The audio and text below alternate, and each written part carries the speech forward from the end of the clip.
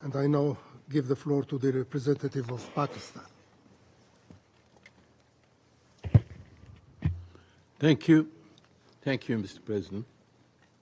Mr. President, it's a pleasure to see you, Mr. Foreign Minister, preside over this important meeting of the Security Council. Pakistan congratulates you on Algeria's successful presidency and for convening and participating in this timely debate on the grave situation in the Middle East, especially Palestine. We also thank Secretary General Antonio Guterres for his insightful briefing and his wise recommendations.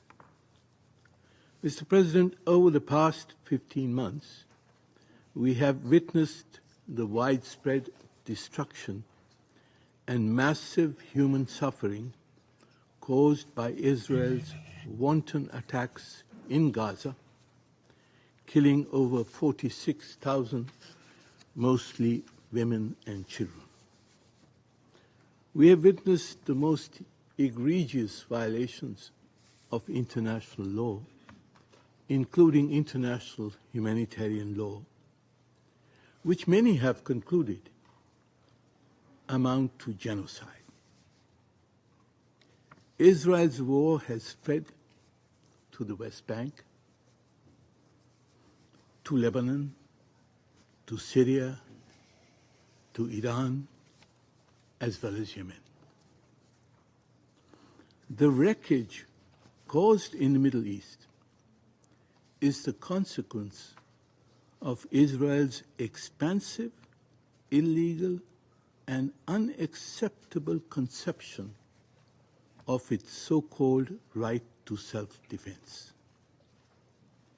It is also the consequence of the impunity which Israel has enjoyed to conduct attacks and aggression beyond any legal or moral proportion against the helpless Palestinians whose territory it occupies in flagrant violation of the principles of the UN Charter and international law. After defying the resolutions of the Security Council and the General Assembly, the injunctions of the International Court of Justice, and the appeals of its friends and patrons, Israel has finally agreed to a ceasefire arrangement due to a particular deadline. This ceasefire could have been achieved many months ago, saving thousands of lives, particularly in Gaza. Mr. President, we have all welcomed the announcement of the ceasefire. And Pakistan appreciates the patient mediatory efforts that have been made by Qatar, by Egypt, and by the United States to achieve the agreement for a cessation of hostilities in Gaza.